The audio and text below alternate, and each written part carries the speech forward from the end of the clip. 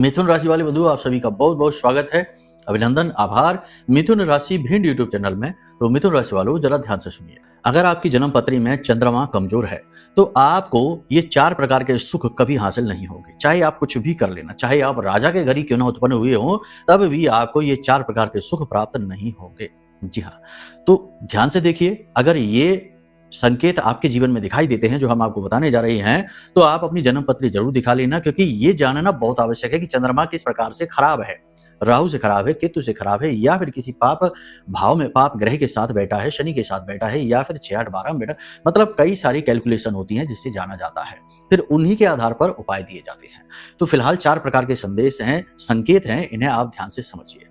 पहला संकेत यह है कि इम्यूनिटी कमजोर होना, यानी बार बार कोई विशेष प्रकार का रोग होते रहना, जैसे एलर्जी होती रहती है, जुकाम होता रहता है, नाक बहती रहती है, जरा जरा सी बात पर जुकाम हो जाता है, बुखार आ जाता है, यानी इम्यूनिटी का कमजोर हो जाना, यानी शरीर अक्सर रोगी रहना, या शरीर के किसी विशेष भाग में लगातार दर्द होते रहना, सर्दी जुकाम बुखार से बार बार पीड़ित होते रहना। ये अगर रोग आपके साथ है या आपके परिवार में किसी के ऊपर है, तो आप ध्यान से समझिए, उसका चंद्रमा खराब है। दूसरा कि माता के सुख में कमी होना, यानी कि या तो माँ का स्वास्थ्य खराब हो जाएगा, या फिर माँ के साथ मुहबाद होता रहेगा, मतभेद बने रहेंगे, माता के सुख में कमी आएगी, किसी न किसी प्रकार से माँ का सुख जातक को प्राप्त नहीं हो पाएगा, चाहे कुछ भी हो जाए।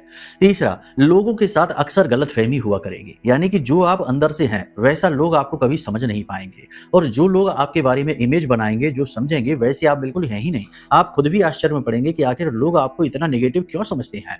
तो यानी रिश्तों में गलतफहमी का आ जाना। और चौथा, अकेलापन, यानी कि आपको अक्सर ऐसा लगेगा जैसे कि चाहे आप भीड़ में ही क्यों ना बैठे हों, चाहे पूरा परिवार आपके साथ क्यों ना बैठा हो, लेकिन इन सब के बीच भी कहीं ना कहीं आप अकेले हैं, कहीं ना कहीं आप खाली हैं, कहीं ना कहीं आपके मन में अधूरापन है। ऐसी स्थितियां यदि आपके लिए उत्पन्न होती हैं तो 100% कुंडली में आपका चंद्रमा खराब है, डिस्टर्ब है। इसे अनुकूल बनाना बहुत जरूरी है, क्योंकि चंद्रमा मनसो जाता है। चंद्रमा आपका मन है, चंद्रमा आपकी भावनाएं हैं। और याद रखना कि जो इंसान मन से हारा है वह जीवन में कभी जीत नहीं सकता, क्योंकि मन के हारे हार और मन के जीते जीत। तो मन से जीतना बहुत आवश्यक है, चंद्रमा को प्रबल बनाना बहुत अधिक आवश्यक है। ठीक है, तो सबसे पहले आपको हम बता दें कि आज से ही आप जब ये संकेत मिले तो आज से ही आप भगवान भोलेनाथ के पास जाइए, यानी कि मंदिर जाइए भोले बाबा के, और शिवलिंग पर कच्चा दूध चढ़ाना शुरू कर दीजिए, थोड़ी सी मिश्री मिलाकर।